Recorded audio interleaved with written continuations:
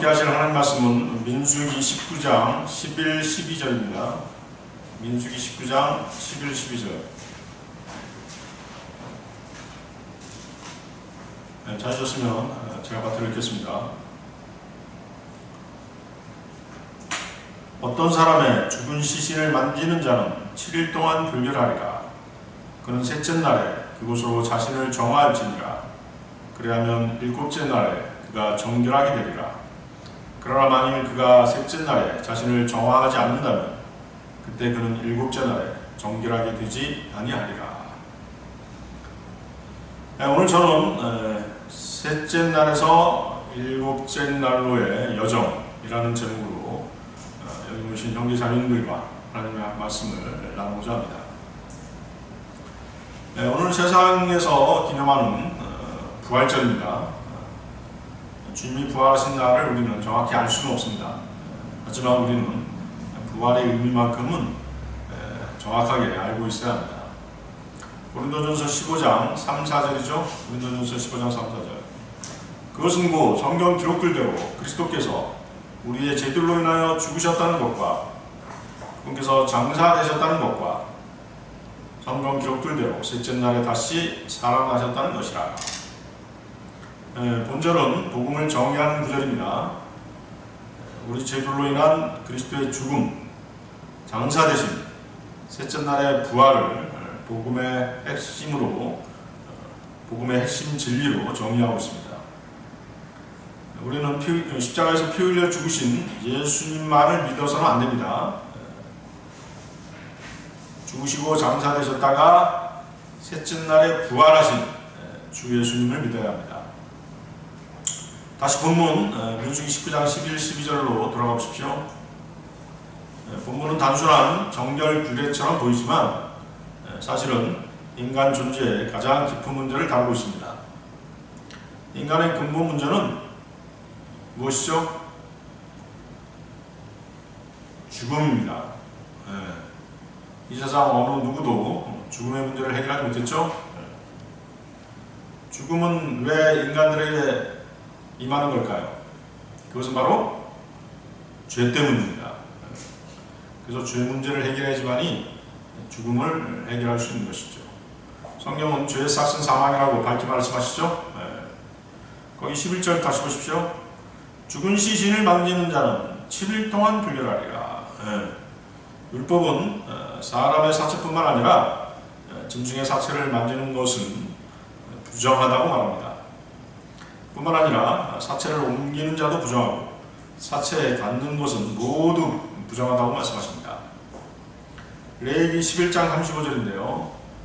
그리고 그것들의 사체 중 어떤 부위가 그 위로 떨어지는 모든 사물마다 불결하리라.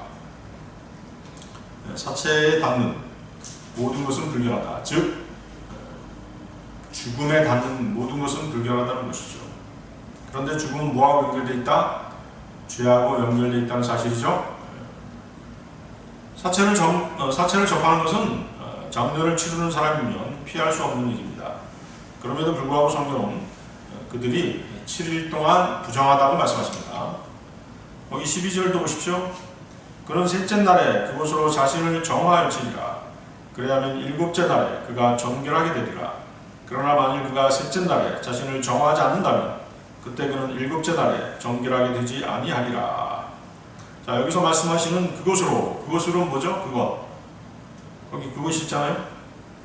그것으로 자신을 정화할지니라. 그것은 본문 위에 나오는 그 붉은 암송아지를 태운 잿물을 말합니다. 거기다 그렇게 써놓으면 되겠죠? 그것. 붉은 암송아지를 태운 잿물. 자, 붉은 암송아지가 상징하는 게 무엇이죠? 예수 그리스도십니다. 그리고 붉은 암송아지를 태운 잿물은 말씀의 물 또는 성령님을 상징하죠. 에베소서 5장 26절입니다. 이는 그분께서 교회를 성결하게 구별하시고 말씀에 의한 물의 씻음으로 정결하게 하려 하시는 것. 자, 셋째 날에 정화의식을 치르도록 하신 것은 예수님께서 셋째 날에 부활하신 것을 예표하는 것입니다. 이것이 우리가 부활하신 예수님을 믿어야 하는 이유입니다. 일곱째 날은 주님의 재림으로 완전한 구속을 상징합니다. 정리가 되십니까? 셋째 날은 부활, 일곱째 날은 완전한 구속이죠. 지금 우리는 뭐예요? 영과 혼은 구원받았지만 몸은 완전하지 않죠? 주님이 다시 오시면 우리는 몸마저도 주님과 같은 몸으로 변화되어서 완전한 구속을 받게 되는 것입니다. 성경은 말씀합니다. 죄의 삭은 사망이요. 죽음은 단순한 육체적 현상이 아닙니다. 하나님과의 단절, 즉 죄의 결과입니다. 죽음은 죄로 오염되어 있음을 상징하는 것이죠. 그래서 죽음은 부정합니다. 부정은 거룩하신 하나님과의 단절을 가져오는 것입니다. 인간은 부정한 죽음을 스스로 제거할 수 없습니다. 반드시 하나님이 정하신 방법이 필요합니다. 그러므로 본문의 이 정결 구례는 단순한 의식이 아니라 죄로부터 회복되는 하나님의 구속의 여정인 것입니다. 특히 중요한 것은 왜 하나님께서 셋째 날과 일곱째 날을 지정하셨느냐는 것이죠. 셋째 날에서 일곱째 날로의 여정, 첫 번째, 셋째 날, 죽음에서 생명으로의 전환. 여러분들 호세아서 6장 2절 보십시오. 호세아서 6장 2절.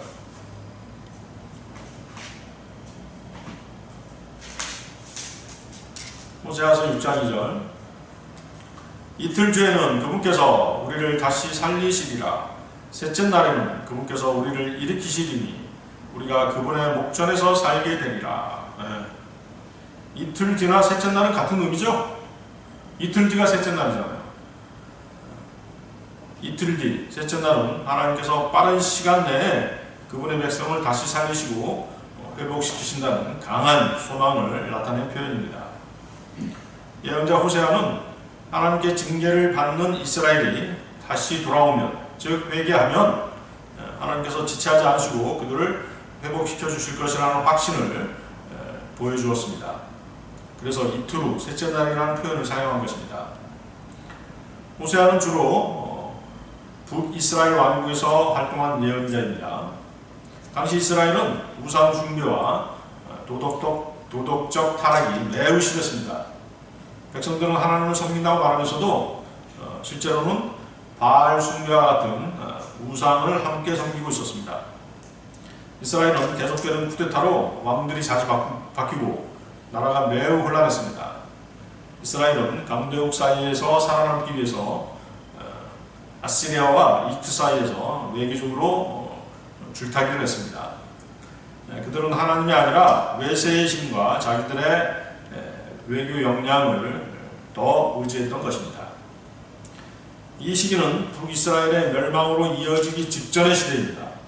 하나님은 호세아를 통해서 심판이 있다. 하지만 회개하면 회복시켜 주신다. 라는 메시지를 전하는 것입니다. 그래서 본문에 셋째 날에 우리를 일으키신다는 말은 하나님의 징계로 인해 무너진 이스라엘이 회개하면 다시 회복시켜 주신다는 약속을 말하는 것입니다. 또한 셋째 날에 일으키신다는 말은 단순한 회복을 넘어서 죽은 것처럼 보였던 상태에서 다시 살아나는 새 생명의 시작을 가리키는 표현입니다. 죄로 인해 무너진 백성을 다시 일으켜 세우시는 하나님이 개입하시는 순간, 그것이 바로 셋째 날인 것이죠. 셋째 날은 하나님께서 징계받는 백성을 짧은 시간 내에 다시 살려 세우시는 결정적인 회복의 날을 의미합니다. 죽음과 같은 상태에서 새 생명을 주시는 하나님의 능력을 강조하는 표현인 것이죠. 죽음에서 생명으로의 회복을 보여주는 이 표현은 신약에서 예수 그리스도의 부활과 연결되고 있는 것입니다. 고린도전서 15장 3, 4절 아까 읽었었죠? 고린도전서 15장 3, 4절 읽는 걸로 만족하지 말고 여러분들 이 구절을 외워야 됩니다. 복음을 정의하는 구절이잖아요. 성경 기록들대로 그리스도께서 우리들의 죄로 인하여, 우리의 죄들로 인하여 죽으셨다는 것과 그분께서 장사되셨다는 것과 성경 기록들대로 셋째 날에 다시 살아나셨다는 것이라. 따라서 호세아 호세아 6장 2절에 1차적 의미 또 역사적 의미는 하나님께서 이스라엘을 속히 회복시키시는 것입니다. 그리고 이 예언의 숨은 의미는 하나님께서 십자가의 죽음으로 무덤에 장사되신 예수 그리스도를 부활로 이끄시는 것입니다. 누가복음 24장 46절이죠. 누가복음 24장 46절. 그들에게 이같이 말씀하셨느니라. 이와 같이 기록되었으니 이렇게 그리스도가 순환을 겪고 셋째 날에 죽은 자들로부터 살아나는 것이 필연적이었도다. 호세아가 말한 셋째 날에 일으키신다는 말씀은 하나님께서 그의 백성을 다시 살리시는 구원의 원리를 보여주는 것이었습니다. 예수 그리스도의 부활은 그 구원의 원리가 가장 완전하게 이루어진 사건이었던 것이죠. 다시 호세아서 6장 2절 보십시오. 우리가 그분의 목전에서 살게 되리라. 이스라엘이 하나님의 위대하신 능력으로 회복돼서 하나님 앞에 살게 될 것을 강조하고 있습니다. 특히 그들이 하나님 앞에 살게 될 것이라는 표현은 그들이 더 이상 하나님을 떠나지 않는다는 뜻입니다. 더 이상 우상을 쫓지 않게 됩니다. 하나님과 화평한 관계를 계속 유지하는 것입니다. 하나님으로 인해 하나님과 더불어 살아갈 것을 나타내는 표현인 것입니다. 즉 그들은 땅만 회복하는 것이 아니라 무엇도 하나님과 긴밀한 관계를 맺고 영적 상태까지 회복될 것을 암시하는 그런 구절이 되겠습니다. 여러분들 창세기 22장 4절 한번 보십시오. 창세기 22장 4절. 자, 지금 셋째 날이 무엇을 의미하는지 성경을 통해서 계속 살펴보도록 하겠습니다. 창세기 22장 4절. 그때 셋째 날에 아브라함이 자신의 두 눈을 들어서 멀리 떨어져 있는 그 장소를 바라보았더라. 자, 아브라함이 바라본 것이 어디죠? 백세에 얻은 아들을 바치라는 주 하나님의 명령에 따라 아브라함은 이삭을 데리고 모리아 산으로 떠납니다. 그리고 셋째 날 그는 모리아 산을 바라본 것입니다. 아브라함이 셋째 날에 모리아 산을 바라보았다는 그 표현은 죽음의 위기 가운데 하나님께서 생명을 다시 주시는, 즉 구원의 장면을 보여주는 중요한 성경적 원리인 것이죠. 아브라함은 이미 이삭을 하나님께 바칠 준비를 하고 있었습니다. 때문에 그의 마음은 이미 이삭이 죽은 것과 같은 그런 상태에 있었습니다. 죽은 것으로 간주하고 있었던 것이죠. 하지만 하나님은 마지막 순간에 이삭을 살려주셨죠? 그렇습니다. 그리고 이삭을 대신할 제물을 준비까지 해주셨습니다. 거기 이제 밑에 보십시오. 7절, 8절. 창세기 22장 7절, 8절 보세요. 그러다가 이삭이 자기 아버지 아브라함에게 일러 말하기를 나의 아버지여 하였으니 그가 말하기를 내 아들아 내가 여기 있노라 하였더라. 이에 그가 말하기를 불과 장작을 보소서 그러나 번제물을 위한 어린 양은 어디에 있나이까 하였더라. 그러자 아브라함이 말하기를 내 아들아 하나님께서 자신을 번제물을 위한 어린 양으로 마련하실 것이라 하였더라. 위대한 구절이죠. 8절은 아주 위대한 구절입니다. 하나님께서 자신을 번제물을 위한 어린 양으로 마련하실 것이라.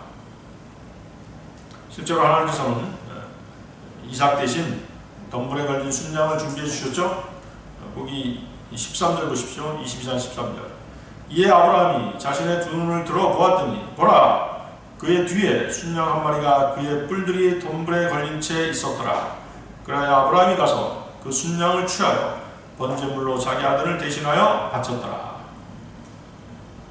그리고 이 순양은 이삭을 대신한 이 번제물은 신약에서 뭐를 예표하는 것이죠?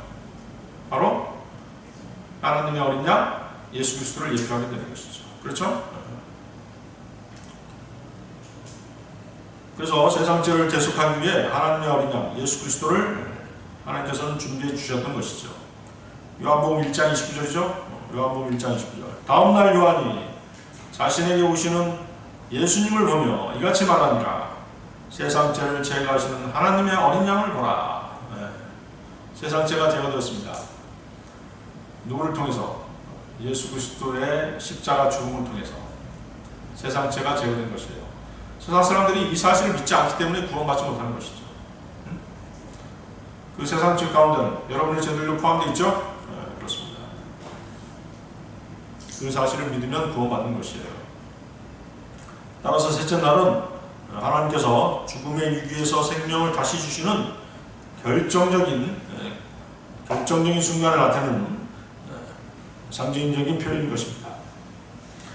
이러한 의미는 호세아 6장 2절에서 셋째 날에 우리를 일으키신다는 말씀으로 더 분명하게 나타났습니다.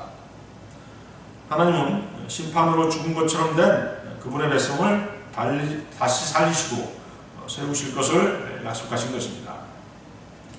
이와 같은 구약의 흐름은 결국 고린도전서 15장 3, 4절에서 예수 그리스도의 부활 사건으로 완전히 성취되는 것입니다. 사도 바울은 주 예수님이 성경대로 셋째 날에 다시 살아나셨다고 말했습니다. 이 예수님의 부활 사건은 계속해서 예표가 등장하고 있었죠.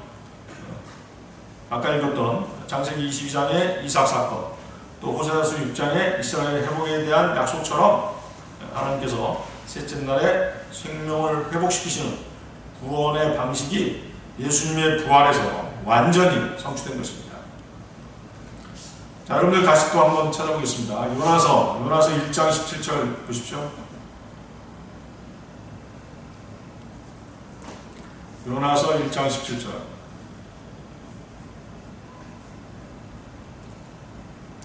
이제 주께서는 미리 거대한 물고기 한 마리를 예비하시어 요나를 삼키게 하셨더라. 그러하여 요나는 그 물고기의 뱃속에서 3일 낮과 3일 밤을 보냈더라. 3일 낮과 3일 밤. 네. 셋째 날과 같은 의미죠. 네. 그래서 이 구절에서 말하는 3일 밤낮은 요나가 죽은 상태에 들어갔다가 하나님에 의해서 다시 살아나는 것을 보여주는 중요한 표현인 것입니다. 그러니까 뭐예요?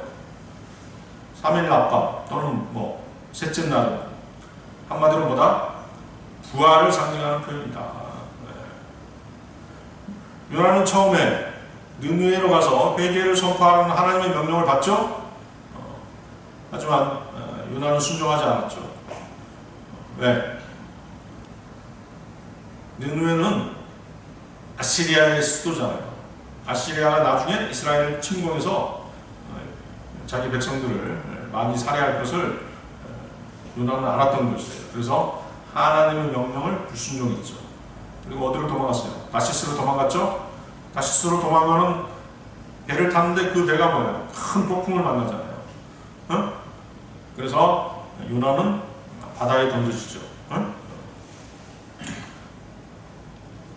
요나는 죽음을 맞이하는 것이에요. 요나는 절망적인 상황에 놓이게 된 것이죠. 그때 하나님께서는 큰 물고기를 준비하셨죠. 그리고 요나의 몸을 삼키게 하신 것이죠.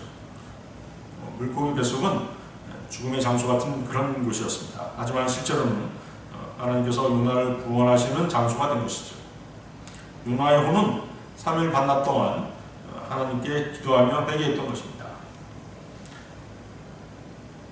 하나님은 3일 밤낮이 지난 뒤에 물고기가 요나를 육지에 토해내게 하셨던 것이죠. 그러니까 그 큰 물고기가 요나의 몸을 삼키게 하셔가지고 그 몸을 보존해 주신 것이에요. 그리고 요나의 영과 혼이 돌아오면서 다시 육체와 합쳐지고 물고기가 그것을 토해내서 요나가 살아나게 된 것이죠. 이해하시겠죠? 그런 상황이었던 것이죠. 그리고 어떻게 했어요?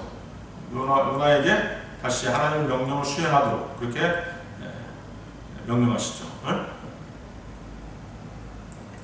그래서 이 구절에 3일 밤낮이라는 표현은 셋째 날과 같은 의미입니다. 성경에서 하나님이 죽음의 상태에서 다시 생명을 주시는 구원의 시간을 일관되게 뭘로 표현하고 있다? 셋째 날이라는 상징으로 표현하고 있다는 것입니다. 그래서 요나는 바다에 던져진 순간 이미 끝난 것이죠. 하지만 하나님은 사단의 시간을 통해 죽음을 생명으로 바꾸시는 구원의 역사를 이루셨던 것입니다. 주 예수님은 유대 종교 지도자들이 새로운 표적을 요구했을 때 바로 이 요나의 표적을 말씀하신 것이에요. 응? 마태복음 16장 4절이죠. 마태복음 16장 4절. 사악하고 음란한 세대가 표적을 구하나 예언자 요나의 표적 말고는 그 세대에게 아무 표적도 주어지지 않으리라. 예. 자, 예수님께서는 왜 요나의 표적만을 말씀하셨을까요? 응?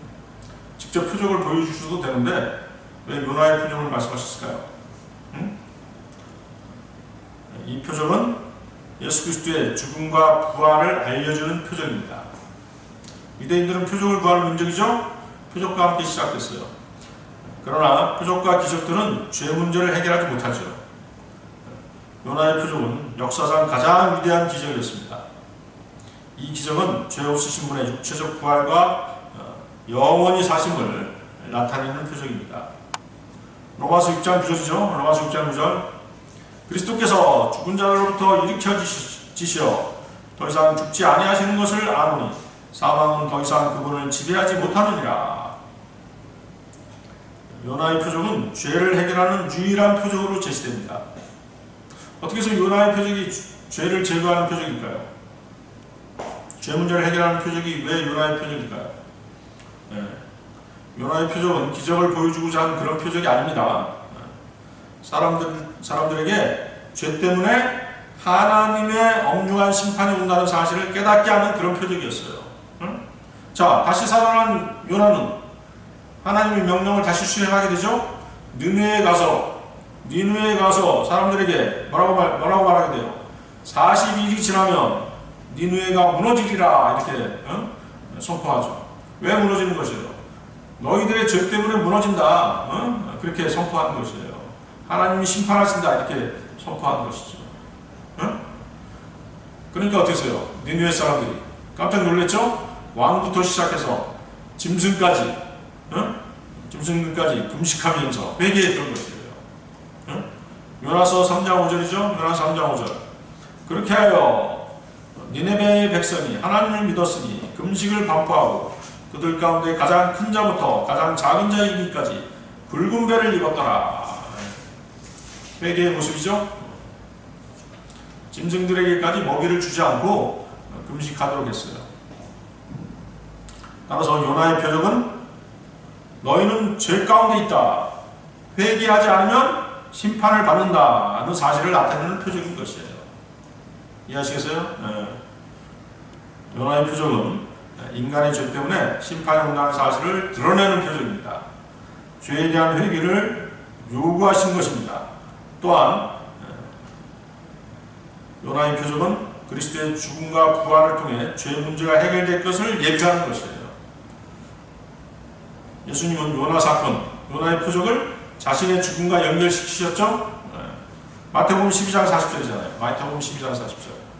이는 요나가 고래 뱃속에서 3일 낮과 3일 밤을 있었던 것과 같이 인자도 그처럼 3일 낮과 3일 밤을 땅의 심장 속에 있을 것이기 때문이라. 그렇죠? 주 예수님은 이 모형에 따라서 스스로 죄가 되신 것이죠. 고린도후서 5장 21절이죠. 고린도후서 5장 21절. 이는 하나님께서 죄를 전혀 모르셨던 예수님을 우리를 위하여 죄가 되게 하셨기 때문이니 우리로 하여금 그분 안에서 하나님의 의가 되게 하려 하십니다. 그렇죠? 죄가 되셔서 스스로 저주가 되셔서 십자가에 달리신 것이에요. 그리고 죽으셨다가 성경 기록들대로 3일 만에 부활하신 것이죠. 그것이 바로 뭐예요? 요나의 표적 그대로잖아요. 그렇죠? 예수님은 이스라엘의 구원을 위한 메시아셨습니다. 그런데 예수님은 그들에게 요나의 표적을 제시하시죠. 표적을 구하는 유대인들에게 자신이 죽었다가 부활하는 메시아라는 사실을 요나의 표적을 통해서 말씀하시는 것이에요. 요나가 죽었다가 3일 만에 살아나지 않았냐. 나도 그렇게 될 것이다. 그 말씀을 하신 것이죠. 신약 교리에는 표적이 등장하지 않죠? 표적은 끝난 것이에요. 구약시대로 끝난 것입니다. 사도시대로 끝난 것이죠. 유대인들은 예수님을 받아들이지 않았습니다. 주님은 모세와 아론의 표적들과 함께 시작된 이스라엘에게 요나의 표적란을 보여주신 것이죠. 요나의 표적란을 말씀하신 것이죠. 예수님께서는 요나의 표적을 말씀하시면서 구약의 예언을 친히 이루시면서 하나님의 구원 계획을 밝히 드러내신 것입니다. 마태복음 5장 17절인데요. 마태복음 5장 17절. 내가 율법이나 예언서들을 멸하러 온 것으로 생각하지 말라. 나는 멸하러 온 것이 아니라 다만 성취하러 왔노라. 그렇죠? 요나의 표적을 예수님께서 성취하신 것이죠. 자, 요나의 표적 정리해 보겠습니다. 요나의 표적은 뭐다?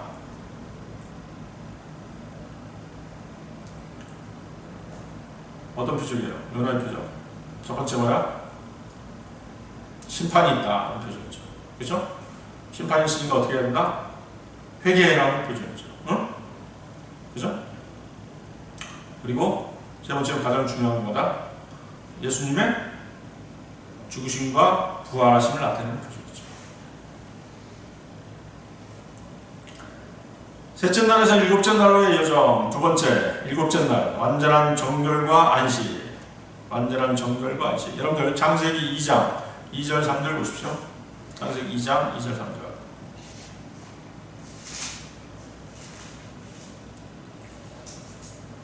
그리고 일곱째 날에 하나님께서는 그분께서 만드셨던 자신의 일을 끝마치셨으니 일곱째 날에 그분께서 친히 만드시던 자신의 모든 일에서 안식하셨더라. 그리고 하나님께서 일곱째 날에 복을 주셨고 그날을 성결하게 구별하셨느니라. 이는 하나님께서 친히 창조하고 만드시던 자신의 모든 일에서 그날에 안식하셨기 때문이라. 자, 성경에서 일곱은 완전수적 완성을 의미합니다. 완전한 정결, 또 하나님 앞에서 완전한 회복, 구원의 완성을 뜻합니다. 그리고 하나님께 온전히 속하게 되는 구속의 완성을 나타냅니다.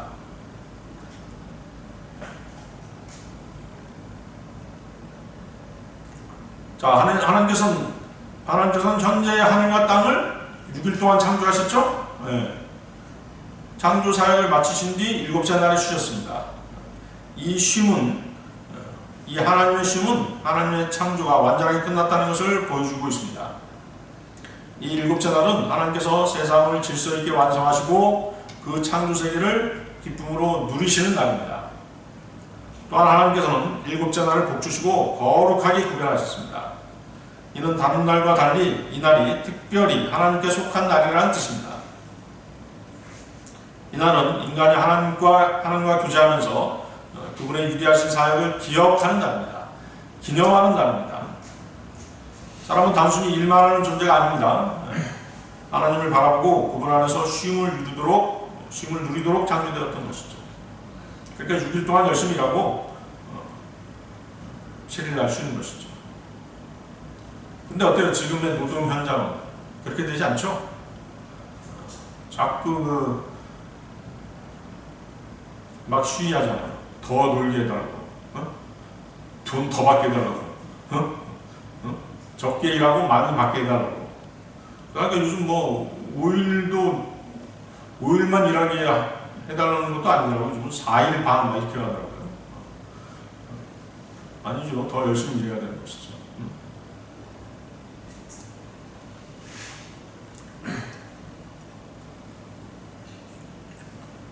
그래서 일곱째 날은 창조의 마지막 날입니다. 하나님께서 창조의 목적을 이루신 날입니다. 그 목적은 단순히 우주 만물을 만드는 데 있지 않습니다. 하나님과 그분의 피조물이 평안한 교제 가운데 함께하는 날입니다. 그러므로 일곱째 날은 하나님의 창조 질서가 완성되고 완전한 평안이 이루어진 날입니다. 이 날은 창조의 완성을 보여줄 뿐만 아니라 하나님과의 교제, 그리고 더 나아가 장차 하나님 안에서 누리게 될 참된 안식을 미리 보여준 날인 것이죠. 히브리서 4장 9절 10절입니다. 히브리서 4장 9절 10절. 그러므로 하나님의 백성에게는 한 안식이 남아있느니라. 이는 그분의 안식 안으로 들어간 자는 하나님께서 그분의 일들을 그치신 것 같이 그도 자기 자신의 일들을 그쳤기 때문이라. 자, 이 구절에서 말하는 하나님의 안식은 바로 창세기에서 시작된 일곱째 날의 안식과 연결되는 것입니다. 여러분 그렇게 써놓으면 되겠죠? 하나님의 안식은 바로 보다 일곱째 날의 안식. 하나님께서 그분의 일을 마치시고 쉬신 것처럼 하나님께 속한 사람도 자기 힘과 노력으로 구원을 이루기 위한 행위를 멈춰야 되는 것입니다. 하나님이 이루신 구원을 뭘로 받아들일 때, 믿음으로 받아들일 때 참된 안식에 들어가는 것이에요. 우리가 행위로 구원받은 것이 아니죠? 믿음으로 구원받았잖아요. 그래서 창세기의 일곱째 날은 하나님이 이루신 일을 믿음으로 받아들이는 구원의 안식을 보여주는 예표인 것이죠. 그래서 본절에 나오는 안식이 남아있다 표현, 안식이 남아있다는 표현은 뭐다? 하나님께서 창조 후에 누리신 일곱째 날의 안식이 하나님의 백성에게도 열려있다는 뜻이죠. 믿는 사람은 자기 행위에 의지하지 않습니다. 그렇죠? 구원을 뭘로 받아요? 우리 하나님의 은혜로 받죠? 은혜의 선물이죠? 구원받은 후에도 마찬가지예요. 하나님의 은혜로 사는 것이에요.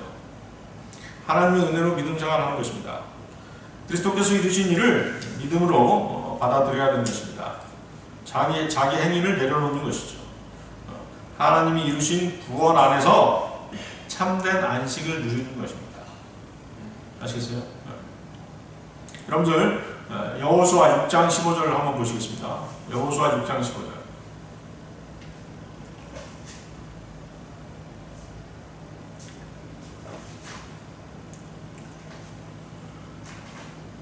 이어서 일곱째 날에 이러한 일이 있었으니 날이 밝아오는 무렵에 그들이 일찍 일어나서 같은 방식을 따라 그 도시를 7번 돌았더라. 오직 그날에만 그들이 그 도시를 7번 돌았더라. 일곱이라는 숫자가 또 계속 반복되죠. 자, 이 구절에서 우리가 얻을 수 있는 교훈, 우리가 꼭 알아야 될 내용이 뭐예요? 첫째는 은혜죠. 은혜. 일곱째 날은 안식일입니다. 그런데 이스라엘은 여리코 성을 점령하기 위해서 안식일을 범했죠. 하나님께서는 그들이 안식일을 범했어도 죽이지 않으시고 은혜를 베푸신 것이죠. 출애굽기 31장 14절입니다. 출애굽기 31장 14절. 그러므로 너희는 안식일을 지킬지니라. 이는 그것이 너희에게 거룩하기 때문이라. 그것을 더럽히는 모든 자마다 반드시 사형에 처해질지니라. 이는 누구든지 그날에 어떤 일이라도 하는 자는 그 혼이 그의 백성 가운데 끊어지리라. 안식일을 어기면 바로 뭐예요? 사형인 것이죠. 사형. 죽음인 것입니다. 그런데 지금 일곱째 날 안식일임에도 불구하고 여리고성을 계속 돌았죠. 그것이 그런데도 죽지 않았죠. 그것은 뭐다? 하나님의 은혜였던 것이죠. 비슷한 예로 또 뭐가 있어요? 비슷한 예로 하나님께서 베푸신 은혜. 이스라엘이 40년 광야 생활 동안 할례를 받지 않았는데도 하나님께서는 그들을 살려주셨죠. 그것도 은혜죠. 안식일을 지키지 않거나 할례를 받지 않으면 어떻게 돼요? 이것은 뭐예요? 죽음입니다. 이스라엘 백성 가운데 끊어지리라고 주님께서 말씀하시거든요. 창세기 17장 14절인데요. 할례 받지 않는 남자아이 곧 자기 포피의 살에 할례 받지 않는 자 그 혼은 그의 백성에서 끊어지리라. 그는 나의 언약을 깨트린 것이라.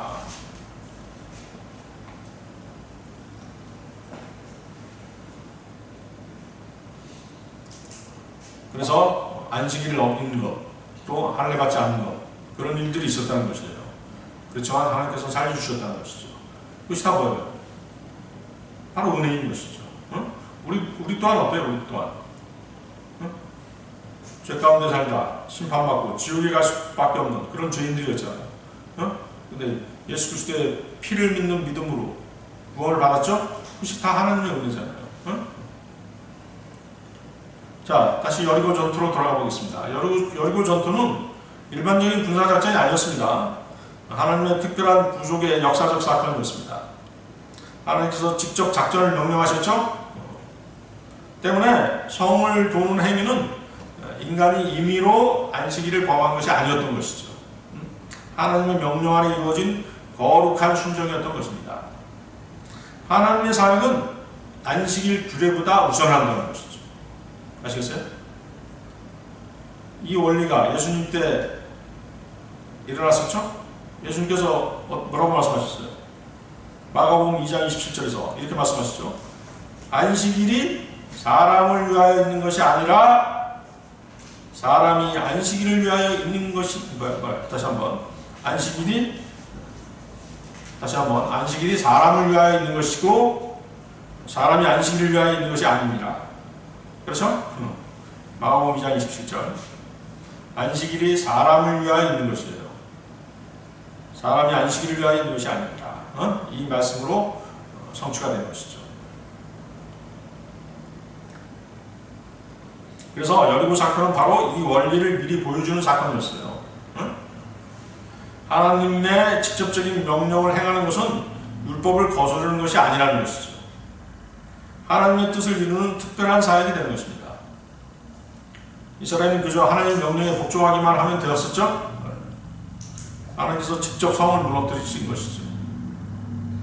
이는 장차 인간의 행위가 아니라 하나님의 은혜로 이루어질 구원을 보여주는 것입니다. 그래서 여러분들이 오해하면 안 되는 것이에요. 여리고성이 무너진 것이 막 백성들이 한꺼번에 소리를 지르니까 소리가 막 이렇게 어떻게 공명이 돼서 그런 어떤 과학적인 원리로 무너졌다 이렇게 막 해석하는 사람도 있잖아요. 그게 아니죠. 바로 뭐예요? 하나님은 그냥 무너뜨리신 거예요. 또 삼손 보세요. 삼손이 머리털이 깎이니까 힘을 완전히 잃어버렸다. 그 머리털 안에 힘이 있었다. 그게 아니잖아요. 그렇죠? 삼손이 라신으로서 지켜야 할 것들을 지키니까 어떻게 된 거예요? 힘을 주신 것이죠. 라신으로서 머리를 기르니까 하나님께서 능력을 주신 것이에요. 또 나아만 장군이 요단강에서 7번 몸을 씻으니까 어떻게 됐어요? 몸을 담그니까 문둥병이 나았잖아요. 물에 무슨 효험이 있어서 나온 게 아니잖아요. 그렇죠? 하나님이 낫게 하신 거예요. 무슨 뜻인지 아시겠죠? 네, 그렇습니다.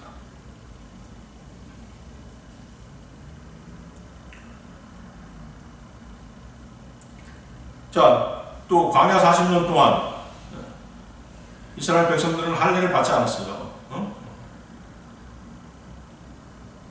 난지 8일 만에 할례를 받게 돼 있죠. 근데 이제 받지 않았던 것이죠.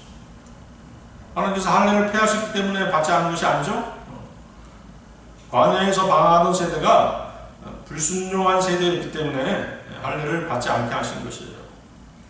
언약이 정상적으로 유지되지 않았던 그런 상황이었던 것이죠.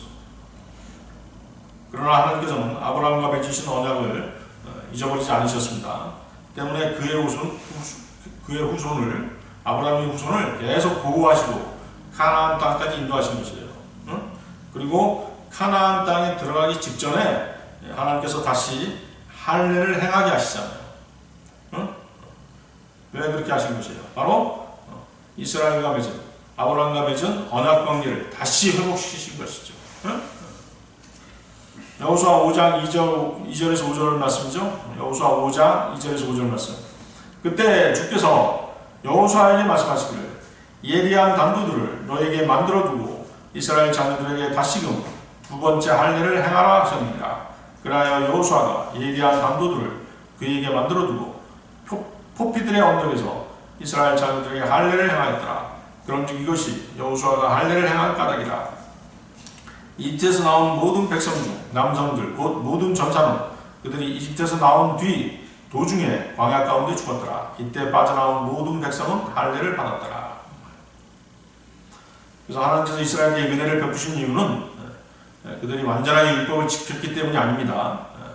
하나님께서 그분 자신의 언약과 구속계획에 신실하셨기 때문에 은혜를 베푸신 것입니다. 이스라엘은 여러 면에서 많이 부족했죠. 심지어 하나님을 배반하고 우상으로 돌아서기까지 했습니다. 하지만 하나님은 그들을 저버리지 않으셨습니다. 가나안 땅으로 인도하셨습니다.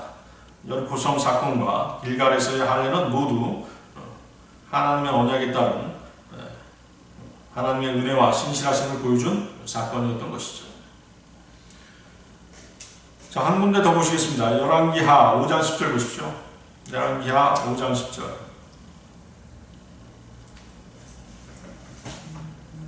그러자 엘리사가 한 점령을 그에게 보내며 말하기를 가서 요르단강 속에서 7번 씻으라. 그러면 너의 살이 내게 다시 돌아오고 내가 정결해지리라. 시리아 군대장관 나아만은 문둥병으로 고통스러워했죠. 그러다가 이스라엘의 예언자 엘리사의 소문을 듣고 찾아오게 됩니다.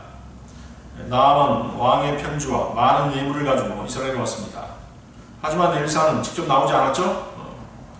단지 사람을 보내서 요단강에 가서 7번 씻으시오라고 명령했죠. 그러자 어때요? 그 말을 들은 나아만은 매우 불쾌했죠. 왜 불쾌했어요? 이 명령이 너무 단순하잖아요. 아니, 요단강에 가서 7번 씻으라니.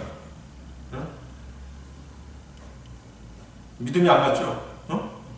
그리고 또 어땠어요? 예언자가 직접 나와가지고 자기를 환대해줘야 되는데 나오지도 않았어요. 그리고 큰 어떤 성대한 치유 의식을 베풀어가지고 자신을 치유할 것처럼 그렇게 기대를 했었는데 전혀 그런 것도 없는 거야. 그러니까 어땠어요? 나만 상당히 불쾌했죠. 그리고 자신의 체면이 상했다고 생각하면서 화를 내기까지 한 것이에요. 그런데 어때요? 막 돌아가려고 하니까 종들이 붙잡았죠? 종들이 붙잡고 설득했죠. 그래서 결국 나아만은 요단강에 내려가서 7번 몸을 담그게 되죠. 그때 그의 삶이 어떻게 됐어요? 어린아이처럼 깨끗하게 회복되었던 것이죠. 그래서 여기서 7번이라고 하는 숫자는 완전함과 하나님의 완전한 능력을 상징하는 것입니다. 성경에서 7은 창조의 7날처럼 하나님의 일이 완전히 이루어짐을 나타내는 상징적인 숫자인 것이죠. 그래서 엘리사가 나아만에게 7번 씻으라고 이렇게 명령한 것은 하나님의 능력에 대한 완전한 순종을 요구하는 믿음의 행동이었던 것입니다. 또한 엘리사의 명령은 나아만의 교만을 깨뜨리기 위한 하나님의 방법이었던 것입니다. 나아만은 처음에 위대한 예언자가 나와서 성대한 그런 의식을 통해서 자신을 치유할 것처럼 그렇게 기대했었지만 그렇지 않았죠? 하나님께서는 그러한 화려한 방법을 사용하지 않으셨습니다. 단순한 순종을 통해 치유를 베푸셨던 것입니다. 즉 병을 고친 것은 물 자체가 아니었던 것이죠. 하나님의 말씀에 대한 순종이었던 것입니다. 나아만은 강하고 용맹한 군대 장관이었습니다. 하나님의 은혜를 받기 위해서는 자존심을 내려놓아야 했던 것이죠. 하나님의 말씀에 순종해야 했습니다. 7번 몸을 담그는 동안 그 과정을 통해서 그는 뭐예요? 점점 자신을 낮추고 하나님의 능력을 의지하는 그 과정을 거쳐야 했던 것입니다. 그래서 여러분들도 생각해 보세요. 단번에 하나님께 모든 것을 순종하는 사람은 없죠? 없어요. 나암만 장군의 문둥병. 문둥병은 뭘 상징해요? 죄인을 상징하잖아요. 죄를 상징합니다. 죄인인 우리는 여러 고난과 시험을 통해서 하나님의 말씀에 온전히 순종하는 그 법을 배우는 것이에요. 우리의 믿음 생활이 바로 순종을 배우는 그 기간인 것이죠. 그래서 성도는 처음에는 흔들리고 넘어지지만 시간이 지나면서 점점 변화되는 것입니다. 그것이 성화 과정인 것이죠. 성품이 바뀌죠. 죄를 미워하게 되죠. 또 뭐예요? 나아가서 하나님을 사랑하게 되죠. 이것이 바로 뭐예요? 7번, 즉 7째 날의 영적인 의미인 것이죠. 셋째 날에서 7째 날로의 여정, 세 번째 구원의 완성. 여러분들 빌립보서 1장 5절 6절 보십시오. 빌립보서 1장 5절에서 6절 말씀. 이는 첫날부터 지금까지 복음 안에서 함께한 너희의 교제 때문이라. 바로 이것을 확신하노니 너희 안에서 선한 일을 시작하신 그분께서 예수 그리스도의 날까지 그것을 완수하시리라는 것이라. 자, 이 구절은 성경에서 가장 위대한 약속인 성도들의 구원의 영원한 보장에 대한 구절이죠. 거기 6절 보십시오. 예수 그리스도의 날까지 그것을 완수하시리라. 예수 그리스도의 날, 뭐죠? 예수 그리스도의 날. 예수 그리스도의 날은 뭔가요? 구원받은 날부터 휴거를 거쳐서 그리스도의 심판서까지 날이 예수 그리스도의 날이에요. 그럼 여러분들 메모해 보세요. 자, 예수 그리스도의 날은 어디서 어디까지다? 구원받은 날부터 그리스도의 심판서까지죠. 또 주의 날 있죠. 주의 날. 주의 날은 어디서 어디까지죠? 주의 날은 대환란에서 재림까지죠. 대환란에서 지상 재림까지입니다. 그래서 여러분들이 그 예수 그리스도의 날, 주의 날을 정확하게 알고 있어야지 성경 읽을 때 정확하게 해석해낼 수 있습니다. 그래서 예수 그리스도의 날은 하나님께서 성도 안에서 시작하신 구원을 완전히 이루시는 최종적인 날입니다. 주님께서는 반드시 우리를 위해서 그 일을 완성하실 것입니다. 하나님께서 성도 안에서 시작하신 구원과 그 성화의 과정은 인간의 노력으로 완성되는 것이 아닙니다. 하나님께서 끝까지 책임지시고 이루시는 사역인 것이죠. 바울은 빌립보 교회 성도들에게 하나님이 시작하신 구원 사역이 예수 그리스도의 날까지 계속 진행된다라고 그렇게 말했습니다. 그러다가 결국 완전한 구원으로 완성될 것이라는 확신을 표현한 것입니다. 고린도전서 1장 8절인데요. 고린도전서 1장 8절. 그분께서는 또한 너희가 우리 주 예수 그리스도의 날에 비난받을 일이 없도록 끝까지 너희를 확고하게 하시리라.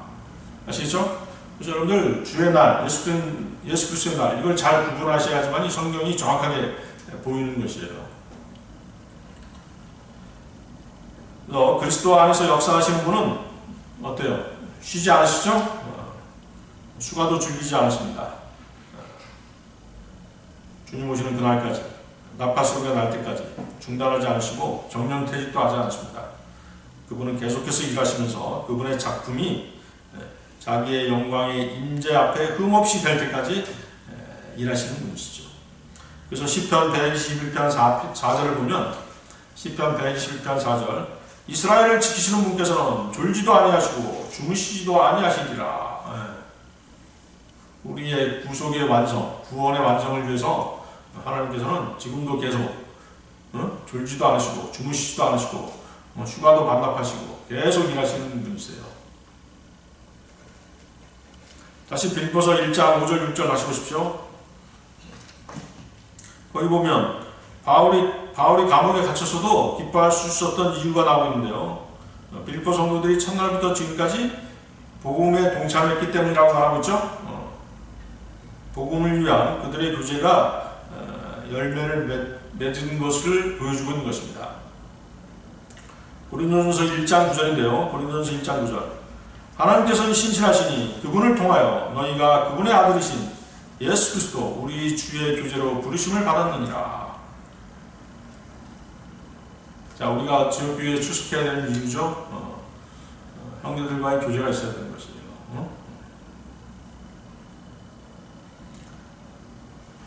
그 교제를 통해서 우리가 성령의 열매를 맺는 것들이 참으로 많이 있는 것입니다. 그래서 거기 보세요. 어떤 말씀이 있어요? 어떤 표현이 있어요? 복음 안에서 함께한 너희의 교제. 복음 안에서 함께한 너희의 교제. 이게 뭘까요? 복음 안에서 함께한 너희의 교제. 한 6가지 정도로 정리해 볼 수 있습니다. 첫 번째 뭐예요? 바울이 전파했던 것을 믿는 것이죠. 두 번째는 바울의 메시지를 다른 사람들에게 전하는 것이죠. 세 번째는 바울이 다른 사람들에게 전파할 때 재정적으로 지원하는 것입니다. 네 번째는 바울의 대적들 앞에서 말로써 그를 지지하는 것이죠. 바울의 말이 옳아 이렇게 지지하는 것입니다. 다섯 번째는 바울이 복음을 전파하는 것이 잘 되도록 기도하는 것이죠. 여섯 번째는 무엇인가 잘못되어 갈 때 바울의 사역을 위해 염려하는 것입니다. 그것이 이제 교회를 세우는 방법이에요. 지금 열거한 것들이 교회를 세우기 위해서는 이래야 되는 것이죠. 근데 어때요? 자꾸 마음이 나뉘고 양다리 걸치고 세다리 걸치고 이런 사람들 있잖아요. 교회를 세우는 게 아니라 교회를 파괴하는 것이잖아요. 결국은 떠나버리잖아요. 그렇죠?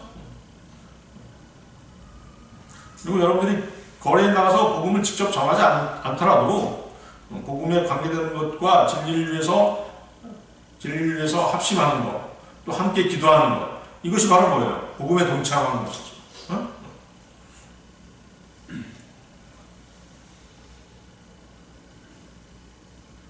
하나님께서 말해 놓으신 완전한 구원의 완성에 이르는 단계가 있습니다.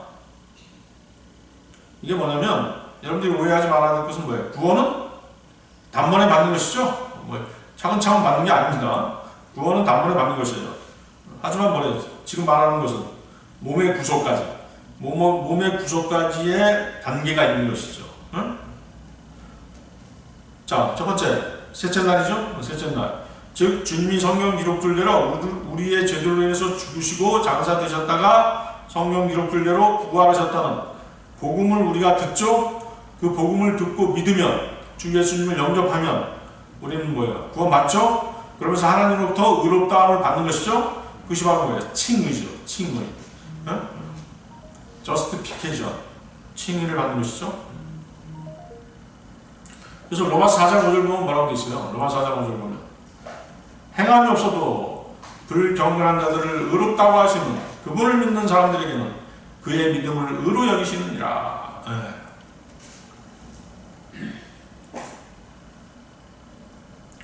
로마서 5장 1절 그러므로 믿음으로 정당함을 입증받은 우리에게는 우리 주 예수 그리스도를 통해서 하나님과 함께한 화평이 있느니라.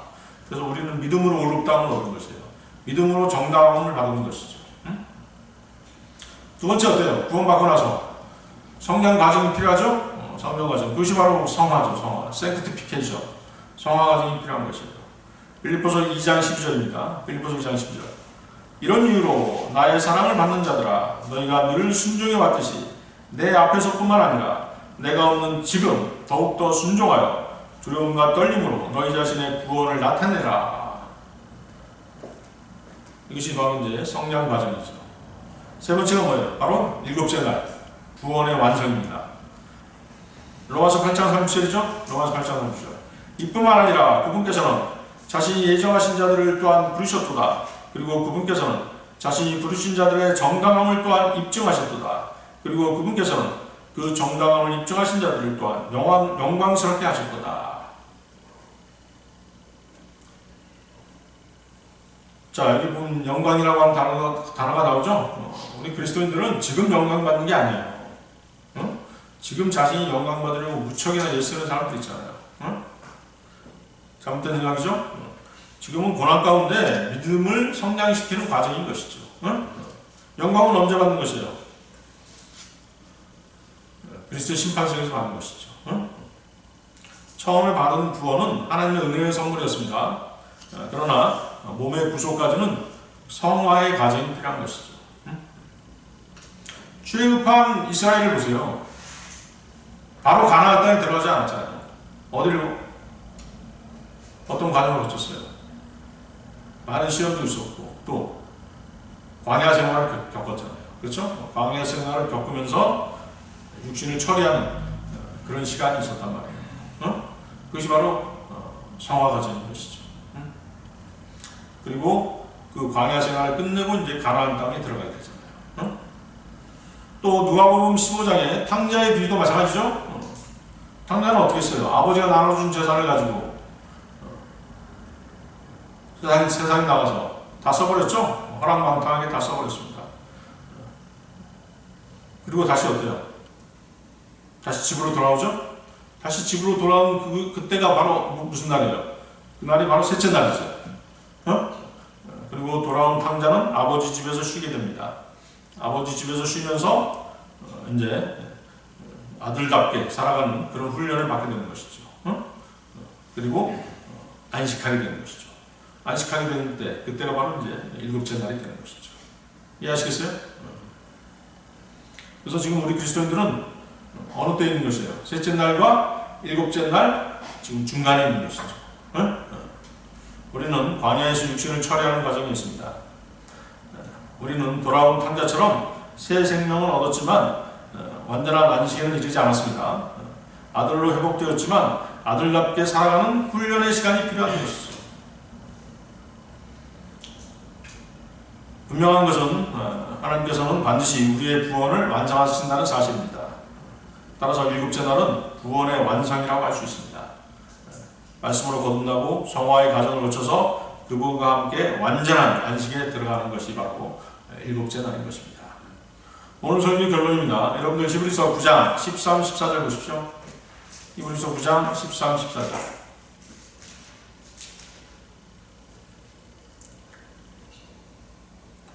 그런즉 만일 수소들의 피와 염소들의 피와 한 암송아지의 제들을 불결한 자들에게 뿌림으로써 육신의 정화에 이르도록 성결하게 구별한다면 하물며 영존하시는 성령을 통하여 자신을 흠없이 하나님께 바치신 그리스도의 피는 죽은 행위들에서 너희 양심을 깨끗이 씻어내어 얼마나 더 살아계신 하나님을 섬기도록 하겠느냐.